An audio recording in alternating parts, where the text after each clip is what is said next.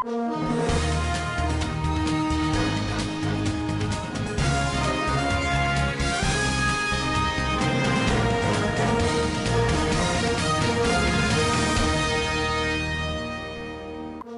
Muhammadu Buhari approved 67 new broadcast license. National Universities Commission orders closure of facilities February 22. Zamfara State Governor sacks Commissioner on Business. Bank directors intervene in Naira news scarcity. And on the international scene, U.S. pledged $85 million for Turkey-Syria earthquake relief. On sports, Flying Eagles ready to conquer Africa again. Hello and welcome to Svtv television news. That was the headlines, and now the news in full. President Muhammadu Buhari has approved 67 new broadcast licenses, bringing to the total number of approved broadcast licenses by the President to 473, with the number of functional broadcast stations in Nigeria rising to 740. Director General of the National Broadcasting Commission, Malam Balarabe Shehu Iliya, disclosed this at a briefing in Abuja. The director said a central monitoring committee has been set to provide a rapid response to an ethical practice appealing to broadcast stations yet to settle their outstanding dues to do so. The National Universities Commission has ordered the closure of universities across the country to enable students to participate in the February 25th and March 11th general elections. In a letter addressed to Vice Chancellors of all universities and directors of inter-university centers, the NUC noted that the directive is based on the instruction of the Minister of Education, Adamu. Varsities are directed to shut down or suspend academic activities on February 22nd and March 14th for students to actively participate in the polls. President Muhammadu Buhari has yet again drummed support for the presidential candidate of the ruling All Progressives Congress, Svtv Bola Ahmed Tinubu, saying the candidate is his long-time ally. For more on the story, Jamila Ibrahim reports. Speaking separately at the palace of the Sultan of Sokoto, Alhaji Muhammad Saad Abubakar III, and at the APC campaign rally in Sokoto, the president said Svtv had demonstrated capacity and will do well if elected to lead the country. The president, who was visibly elated, expressed appreciation to the mammoth crowd for the rousing reception the fine the scorching sun to attend the event. Presenting Tinubu to the electorate, Buhari urged them to support him and extend his appeal for support for the APC candidate to all other residents. At both the palace and at the rally, Tinubu expressed appreciation to the leaders and people of Sokoto for the warm reception, promising to accuse himself creditably if given the mandate. That's the report. Jamila Ibrahim Yusuf reporting for Standard Voice Television.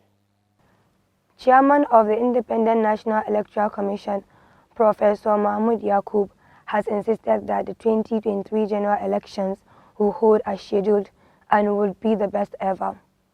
The chairman gave the assurance in a meeting with the Vice Chancellors of Federal Universities. For more on the story, Rahma Ibrahim reports.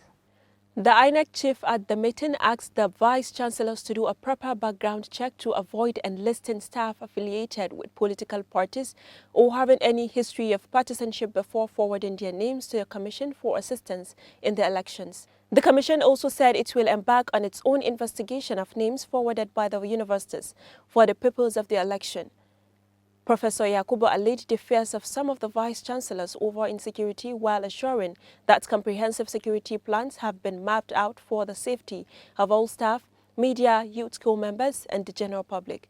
Rahama Ibrahim Dusar, Standard Voice Television.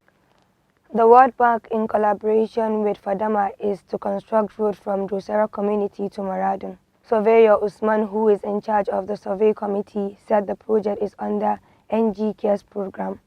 Mr. Usman said the road will be constructed for farmers of the community to ease their sufferings, particularly transportation of goods during the harvest season. Engineer Ibrahim Ahmed said the project was secured by Zamfara State Commissioner of Information, Alhaji Ibrahim Magaji Dosara, supported by the State Governor Bello Muhammad Matawalli. Engineer Ahmed said they are satisfied with the site given to them by the district head of Dosara, Alhaji Yusha'u Salihu Sarkin Rafin Dosara, adding that the project will be completed in 3 months. Zamfara State Governor Honorable Bello Muhammad Matawalle has approved the termination of appointment of Ali Tuku ES as Commissioner and member of the State Executive Council. This was contained in a statement by the Secretary to the State Government, Alhaji Kabir Balarabi. For more on the story, Rahma Ibrahim reports. The statement said the decision to terminate former commissioner's appointment was taken following the confirmation of his involvement in acts capable of tarnishing the good image of the government of Zamfara State. It said the former commissioner had recently been indicted in a series of activities perpetuated with the intent of dragging the good repute of the administration of Governor Bello Matawalle to the mud and causing public disaffection on its policies and programs. The former commissioner is therefore required to hand over all documents and properties of the government in his possession to the permanent secretary of his former ministry. In a related development, the state governor sworn in newly appointed political and judicial officers at Council Chamber 2 Government House in Gusau. The sworn-in officers are Abdullahi Muhammad Gusau, Umar Abdul Nasser, Saad Garba Gurbim Ore, Muntaka Ahmad Yaqub, Sahabi Ahmad Mada, among others. Rahma Ibrahim, Dusera, Standard Voice Television. On business.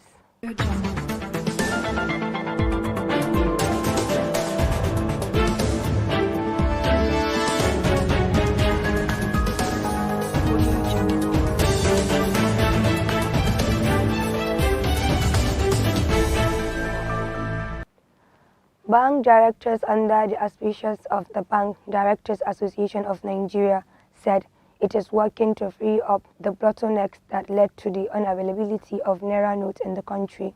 This is even as they empathize with bank customers who had found it hard to make cash withdrawals across the country.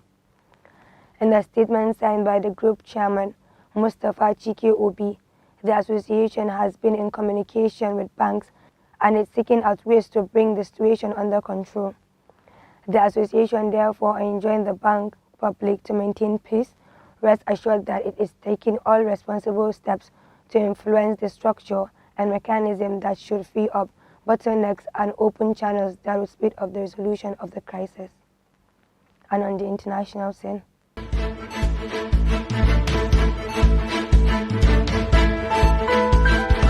Audio Jungle.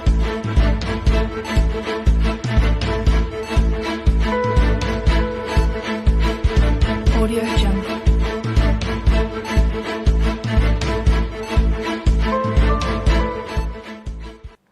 The top humanitarian aid agency in the U.S. government has pledged $85 million in urgent life-saving relief for earthquake victims in Turkey and Syria. The U.S. Agency for International Development funding will go towards shelter, cold weather supplies, food, water, and health care. The move came as countries around the world send search crews and aid to the region, where over 20,000 have died. In the statement, USAID said it is also providing hygiene and sanitation assistance to keep people safe and healthy. The agency's director has already deployed a disaster assistance response team, which is currently operating out of the Turkish cities of Adana, and Ankara. On sport.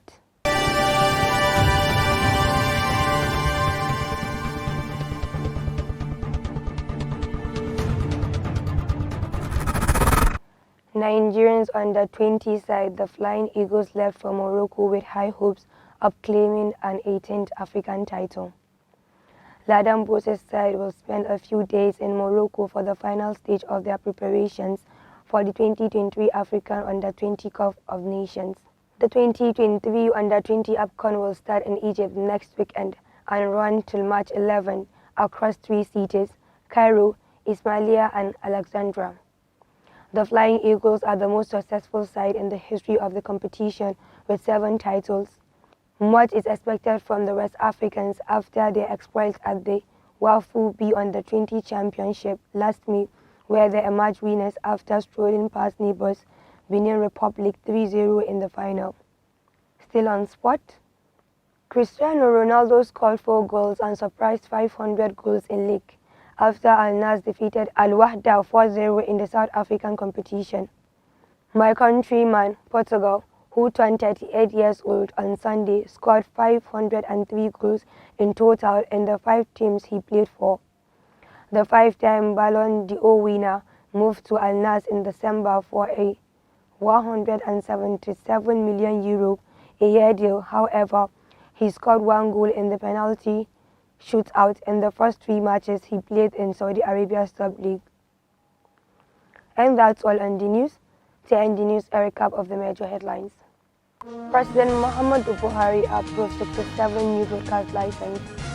National Universities Commission orders closure of facilities February 22. Zamfara State Governor sacks Commissioner on Business. Bank directors intervene in Naira news scarcity. And on the international scene, US pledged $85 million for Turkey-Syria earthquake relief.